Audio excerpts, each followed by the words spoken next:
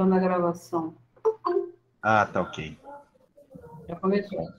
Então, o nosso estudo do Evangelho de hoje será do capítulo 9, Bem-aventurados os que são brandos e pacíficos, o item 7, a paciência.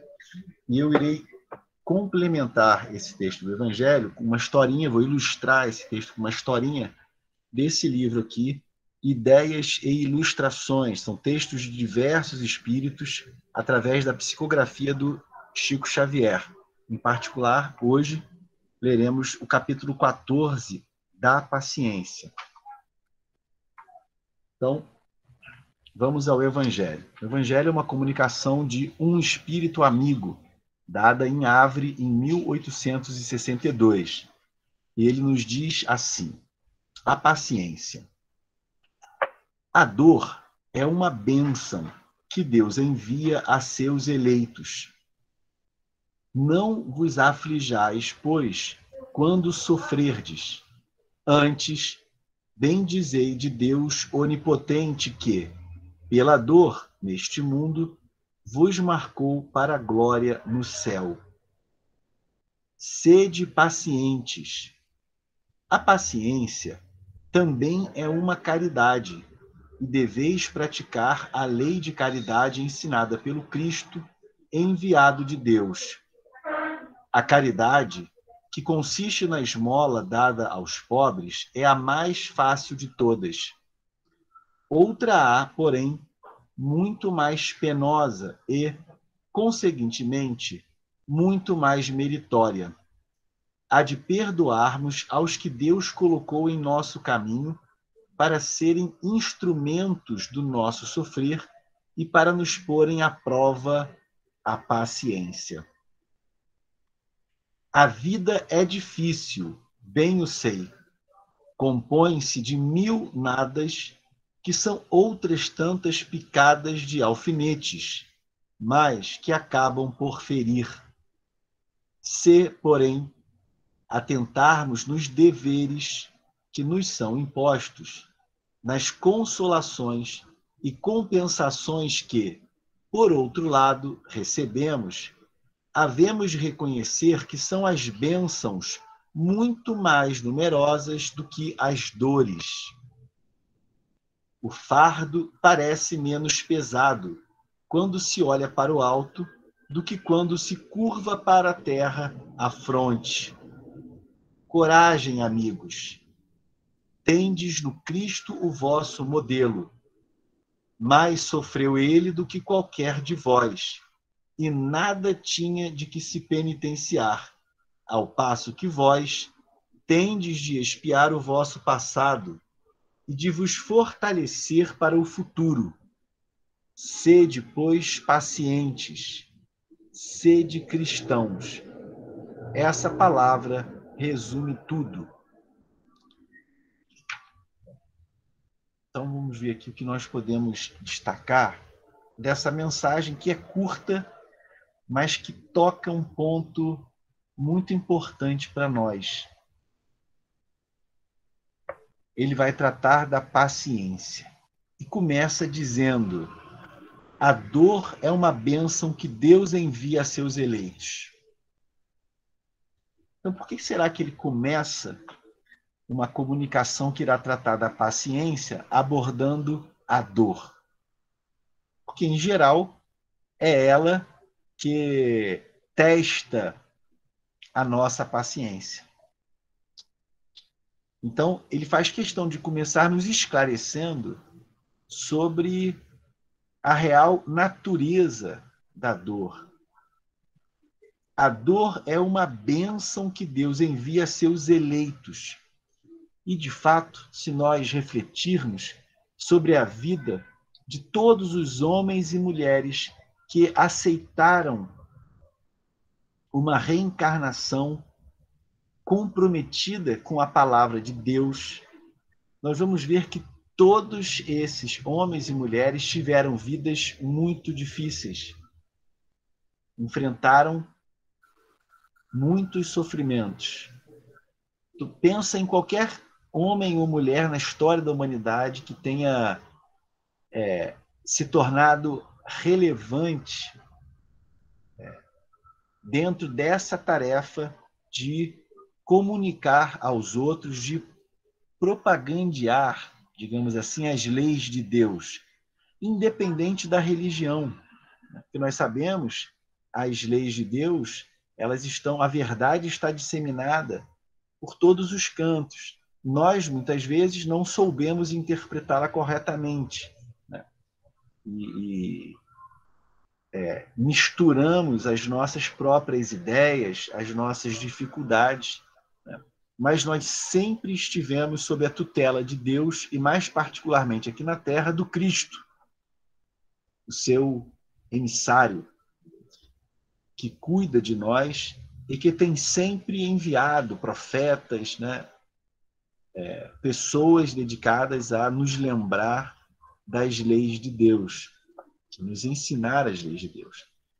E nós vemos que a vida de todas essas pessoas dedicadas à disseminação das leis de Deus aqui na Terra, a vida de todas elas foi uma vida difícil, uma vida de muitas lutas.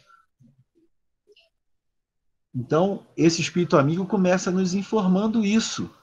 A dor é uma bênção que Deus envia a seus eleitos.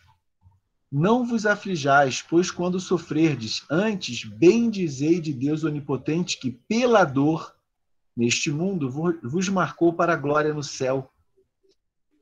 Ou seja, esse Espírito demonstra a compreensão de que a dor é a via através da qual nós vamos desenvolver as nossas virtudes, as nossas potencialidades. Então ele nos concita: sede pacientes. A paciência também é uma caridade e deveis praticar a lei de caridade ensinada pelo Cristo, enviado de Deus. Mas a paciência, ela, antes de tudo, é uma caridade que nós praticamos com relação a nós mesmos. Quem mais ganha com a nossa paciência somos nós, em primeiro lugar. Para os outros é bom também, mas, acima de tudo, para aquele que é paciente. Então ele diz: a caridade que consiste na esmola dada aos pobres é a mais fácil de todas. Outra há, porém, muito mais penosa e, consequentemente, muito mais meritória, a de perdoarmos aos que Deus colocou em nosso caminho para serem instrumentos do nosso sofrer e para nos porem à prova a paciência. Então, o perdão, que é muito importante, que nos liberta de muito sofrimento, o perdão é impossível sem a paciência. Então, a paciência é uma espécie de pré-requisito para o perdão.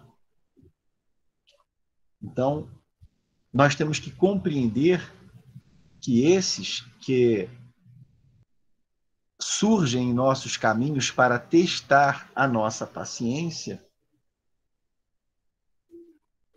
são instrumentos de Deus para o nosso crescimento pessoal, para o nosso crescimento espiritual. Nós precisamos exercitar a nossa paciência com eles todos. Então, o Espírito demonstra, assim, uma compreensão profunda da vida, né? Alguém que reflete sobre a nossa existência aqui na Terra, sobre as circunstâncias da nossa passagem por aqui. E ele diz o seguinte, demonstrando grande sabedoria: a vida é difícil, bem eu sei, compõe-se de 1000 nadas, que são outras tantas picadas de alfinete, mas que acabam por ferir.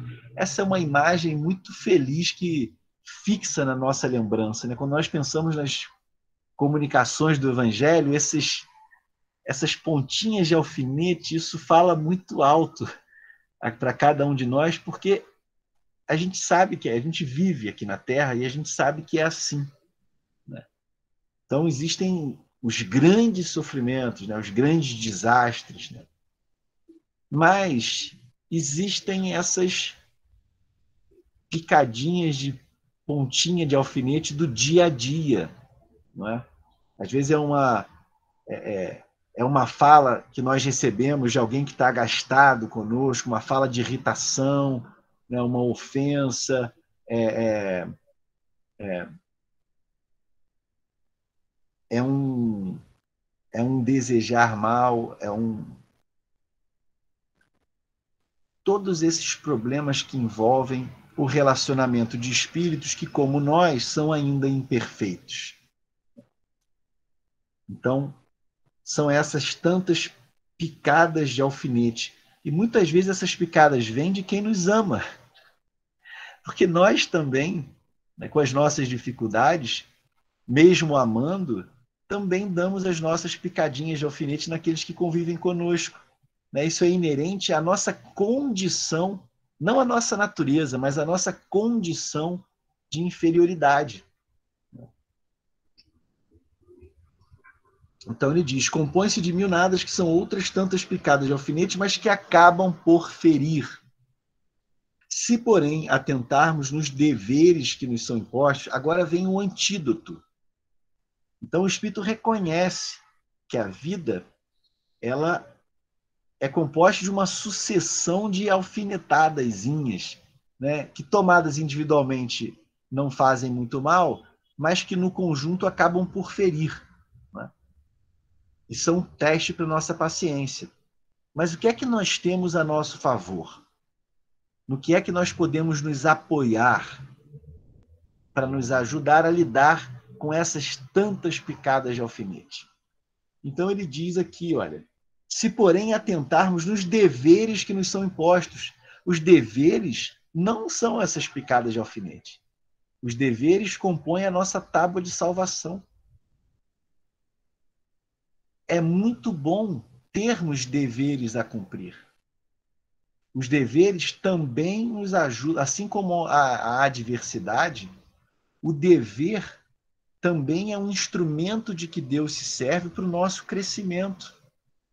Nós não conseguimos o nosso desenvolvimento espiritual sem nos comprometermos com algo bom, com algo útil. Não é? Então, se porém atentarmos nos deveres que nos são impostos, nas consolações e compensações que, por outro lado, recebemos, havemos de reconhecer que são as bênçãos muito mais numerosas do que as dores. E é impossível ler isso e não lembrar da avaliação que o Kardec faz no final da sua vida. Então, o Kardec, quando se aproxima do fenômeno das mesas girantes, né, e tem a sua curiosidade despertada para aquele fenômeno, onde rapidamente ele percebe a possibilidade de solução para os problemas mais graves da humanidade, problemas sobre os quais ele vinha se debruçando já há muito tempo.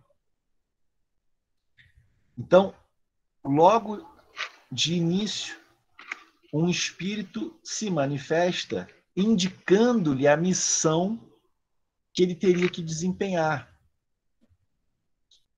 E esse espírito, então, começa a rolar todas as dificuldades, todas as defecções, as traições, as incompreensões com as quais ele se veria a braços.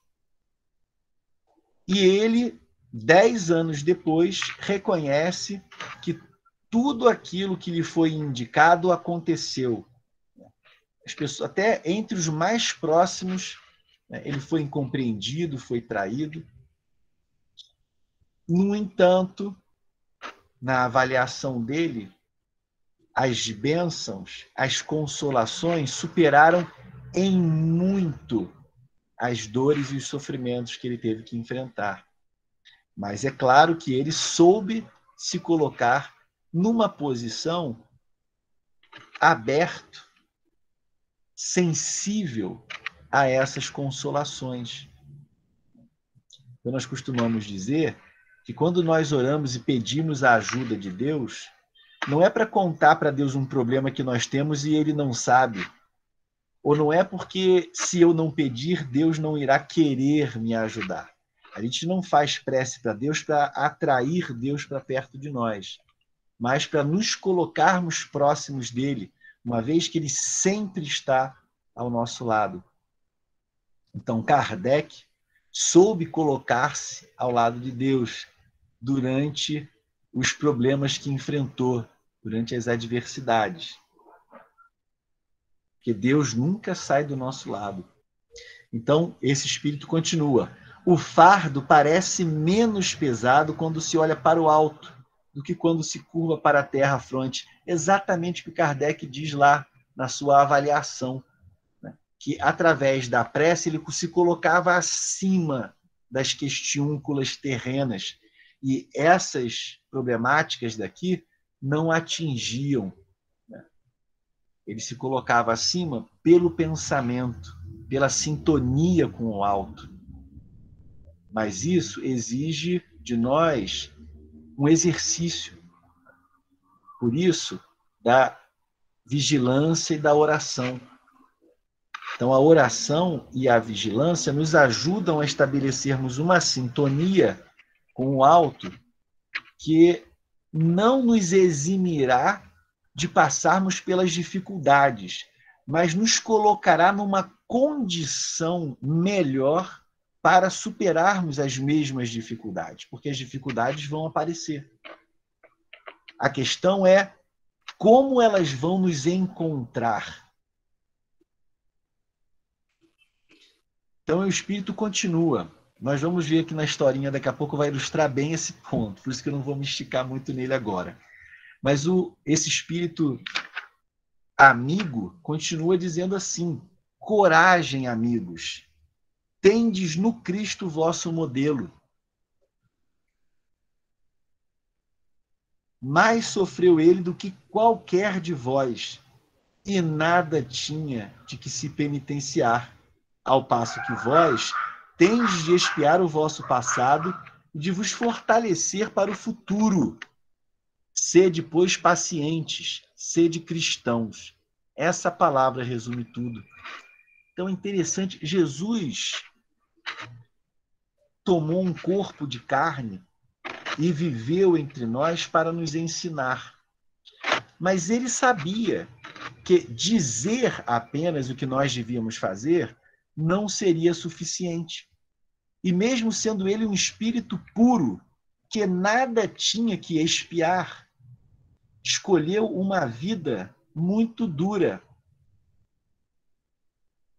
Ele sabia de todas as adversidades pelas quais iria passar. E, no entanto, não fugiu da luta, porque ele sabia que era muito importante que, além das palavras que ele diria, ficassem gravadas em nossos corações as suas vivências, os seus exemplos. Ele veio para ser um modelo. Isso é muito importante. Essa é uma importância essencial do Espiritismo em relação à tradição cristã. Jesus não veio nos salvar, veio nos ensinar a nos salvarmos. E por isso ele assumiu uma vida parecida com a que nós teríamos que ter. Nós por necessidade, ele por caridade, por nos amar. Então, ele só fez aquilo que nós poderíamos fazer. Porque se ele viesse, se ele tivesse surgido entre nós aqui na Terra para mostrar quão grande ele era, isso nos maravilharia, mas não teria a mesma utilidade. Ele não veio para mostrar tudo o que ele é capaz de fazer. Ele não veio para mostrar o quanto ele é superior, como ele já atingiu a perfeição. Ele veio para mostrar como nós devemos viver. Isso é muito importante. A compreensão disso é essencial.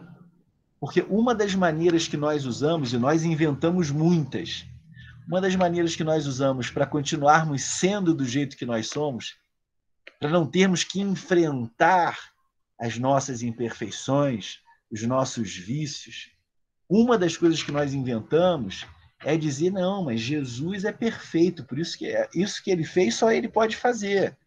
Isso aí é Jesus, não sou eu. Não tem que me guiar, que me fiar em Jesus. Jesus é Jesus e eu sou eu. Eu sou muito inferior ainda, não posso tomá-lo como referência.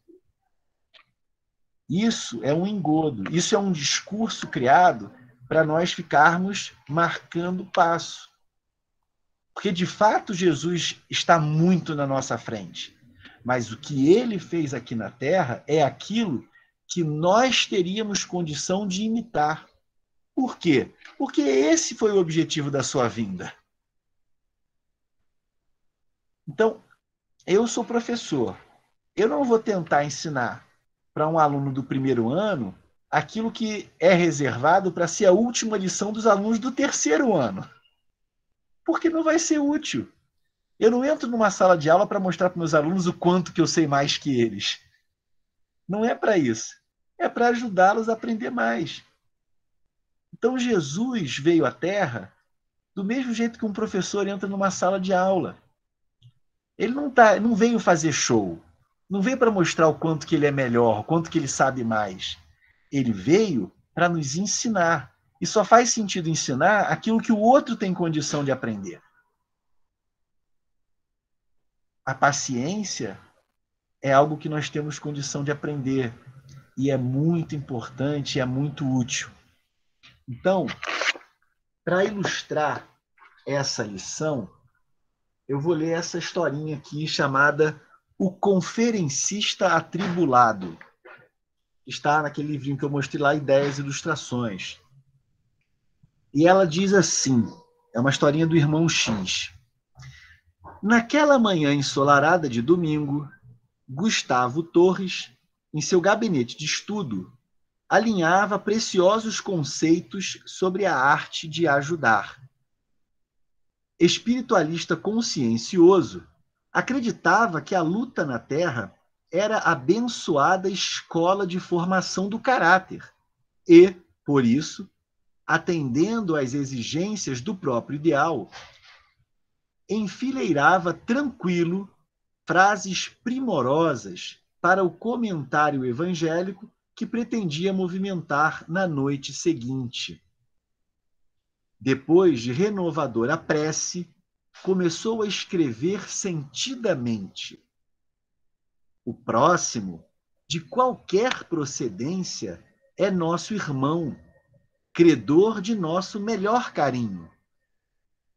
O caluniador é um teste de paciência.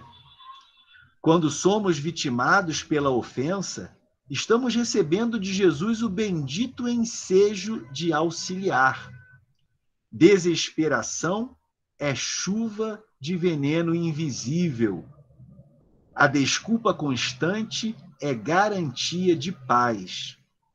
Não ouvides que a irritação, em qualquer parte, é fermento da discórdia. Suporta a dificuldade com valor, porque a provação é recurso demonstrativo de nossa fé. Se um irmão transviado te prejudica o interesse, recebe nele a tua valiosa oportunidade de perdoar. Se alguém aparece como instrumento de aflição em tua casa, não fujas ao exercício da tolerância. A calma tonifica o espírito. Nesse momento, a velha criada veio trazer o chocolate, sobre o qual, sem que ela percebesse, pousara a pequena mosca encontrando a morte. Torres notou o corpo estranho e, repentinamente indignado, bradou para a servidora: como se atreve a semelhante desconsideração? Acredita que eu devo engolir um mosquito desse tamanho? Impressionada com o golpe que o patrão vibrara na bandeja, a pobre mulher implorou: desculpe-me, senhor, a enfermidade ensombra-me os olhos. Se é assim, falou áspero, fique sabendo que não preciso de empregados inúteis. O conferencista da arte de ajudar ainda não dera o incidente por terminado, quando o recinto foi invadido pelo estrondo de um desmoronamento. O condutor de um caminhão, num lance infeliz, arrojara a máquina sobre um dos muros da sua residência. O dono da casa desceu para a via pública como se fora atingido por um raio. Abeirou-se do motorista mal trajado e gritou colérico: criminoso, que fizeste? Senhor, rogou o mísero, perdoe-me o desastre. Pagarei as despesas de reconstrução. Tenho a cabeça tonta com a moléstia de meu filhinho, que agoniza há muitos dias. Desgraçado, o problema é seu, mas o meu caso será entregue à polícia. E quando Torres, possesso, usa o telefone discando para o delegado de plantão, meninos curiosos invadiam-lhe o jardim bem tratado, esmagando a plantação de cravos que lhe exigira imenso trabalho na véspera. Exasperado, avançou para as crianças ameaçando: vagabundos, larápios, rua, rua, fora daqui, fora daqui. Daí a instantes, policiais atenciosos cercavam-lhe o domicílio. E Torres regressou ao gabinete, qual se estivesse acordando de um pesadelo. Da mesa destacava-se minúsculo cartaz em que releu o formoso dístico aí grafado por ele mesmo: quando Jesus domina o coração, a vida está em paz. Atribulado, sentou-se. Deteve-se novamente na frase preciosa que escrevera. Reconheceu quão fácil é ensinar com as palavras e quão difícil é instruir com os exemplos. E, envergonhado, passou a refletir. Irmão X. E complementam essa historinha Casimiro Cunha dizendo: seja a tua paciência qual fonte que não se esgota, arrojo sem disciplina é trilho para a derrota. E nos diz Milton da Cruz: coração, dirige o leme que te regula o dever. Quem a si próprio teme, nada mais tem a temer. E nos diz ainda André Luiz: tenha paciência. Se você não chega a dominar-se, debalde buscará o entendimento de quem não o compreende ainda. Meus queridos irmãos e irmãs, eu acredito que ninguém encontrou uma mosca hoje no chocolate, nenhum caminhão bateu no muro da sua casa, mas é bem possível que ao longo desse dia alguém tenha testado a sua paciência. Então, Marcelão está levantando a mão e eu junto. Então, como eu disse no início, eu escolhi essa lição para mim, porque como o conferencista atribulado concluiu, reconheceu, é muito mais fácil ensinar com palavras do que com exemplos. Jesus sabia disso e, por isso, exemplificou tudo aquilo que ensinou.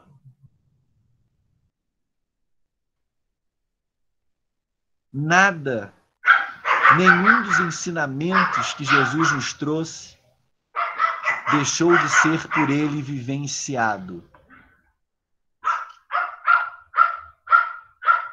E nós precisamos nos lembrar constantemente desses exemplos do Cristo, porque os maiores inimigos da nossa paciência são o orgulho e a vaidade. Então,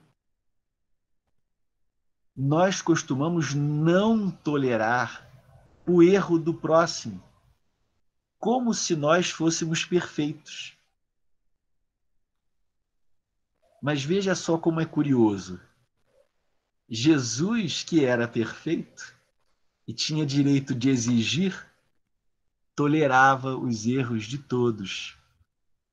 Não era condescendente com o erro, mas era tolerante com as pessoas. Então, primeiro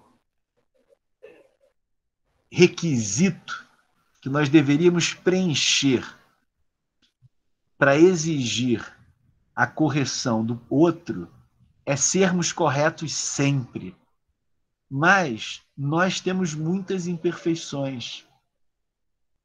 Então, como nós que exigimos tanto da paciência dos outros, encarnados e desencarnados, como nós vamos nos dar o direito de não sermos pacientes com o outro? Então, como eu vou esperar que o meu anjo da guarda, que é um espírito muito mais evoluído que eu, não desista de mim, apesar das minhas dificuldades ainda, das minhas imperfeições, se por qualquer motivo, por qualquer contrariedade, eu já tenho palavras de agastamento, de irritação, uma crítica, uma ironia atirada à face do outro. Isso é muita falta de caridade.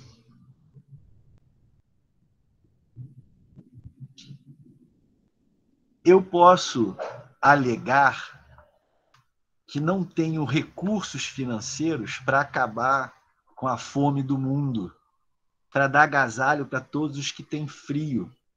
Mas que desculpa eu posso dar para não ser paciente com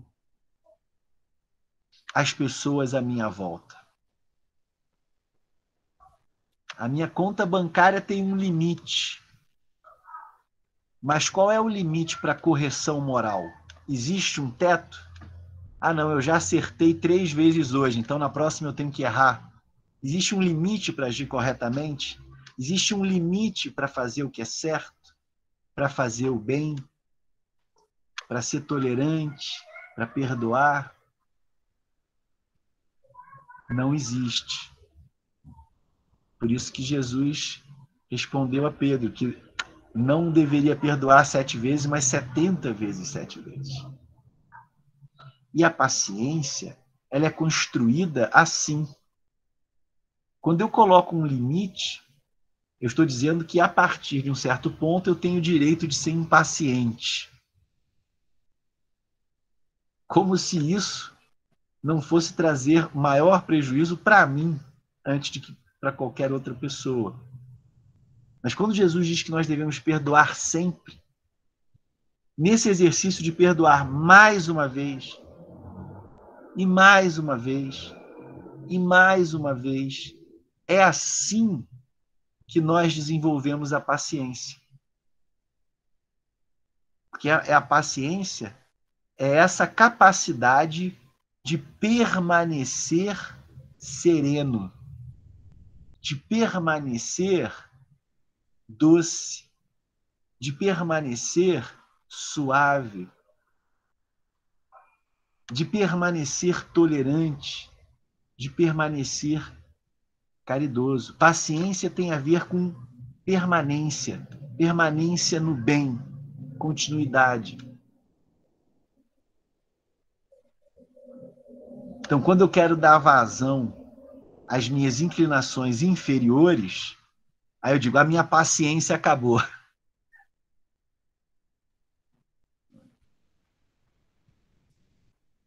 Mas a quem é que eu estou prejudicando com isso? Quem é que perde mais quando a minha paciência acaba? Eu vou chatear os outros, com certeza. mas causaria um prejuízo muito maior para mim mesmo. Então, para mim mesmo, é muito bom que a minha paciência não acabe.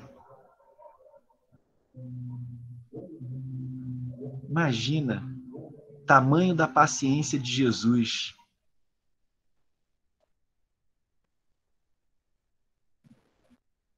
Há quanto tempo Jesus espera pacientemente a nossa adesão à sua proposta de libertação, de felicidade.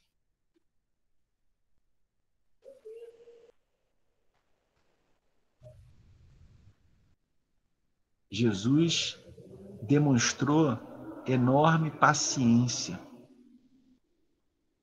porque junto da paciência vem o perdão, vem a tolerância. Então, que nós, se em algum grau nos identificamos aqui com o Gustavo Torres, né, que a sua lição, o seu exemplo, sirva para que nós estejamos mais atentos de que não adianta aderir à mensagem do Cristo de lábios. É preciso aderir com atitudes. Então, isso é verdade não só para quem ensina, não é só para quem é conferencista, para todo espírita sincero. Porque quando você diz para outrem ou para você mesmo, eu sou espírita, você está dizendo eu sou cristão. Ou seja, eu aderi à proposta de vida que o Cristo veio trazer à Terra. Essa adesão não pode ser apenas discurso. Nós temos que fazê-la através das nossas atitudes. Porque esse é o caminho único para a nossa felicidade, para a nossa libertação. Então, por trás de todas as nossas imperfeições, de todos os erros que nós cometemos, junto de outras coisas, tem sempre a nossa impaciência. A paciência, ela demonstra uma maturidade espiritual. Ela demonstra uma compreensão do que nós somos, do que estamos fazendo aqui, do que é a vida, de qual o nosso objetivo e de como nós fazemos para chegar lá. A paciência é sempre a evidência de alguma sabedoria, de algum crescimento espiritual. E ela é importante para o desenvolvimento de tantos outros, porque é nos momentos de impaciência que nós fixamos em nós as nossas imperfeições. Nós cavamos elas mais fundo dentro de nós. É nos momentos de impaciência. Então, a paciência é um antídoto contra esses elos da corrente que ainda procura nos manter prisioneiros das nossas imperfeições e, consequentemente, do sofrimento. A paciência é um recurso importantíssimo para que nós caminhemos na direção correta, na direção do bem, na direção da nossa perfeição. Então, que essa página do Espírito Amigo sobre a paciência e essa historinha nos permitam refletir, né?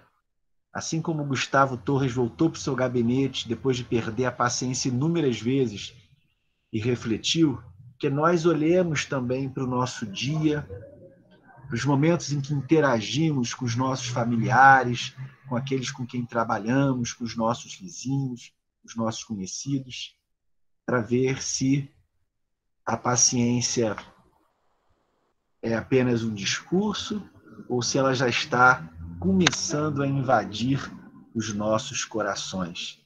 Lembremos-nos mais uma vez, o Cristo é o nosso guia, o Cristo é o nosso modelo. Que Ele nos abençoe a todos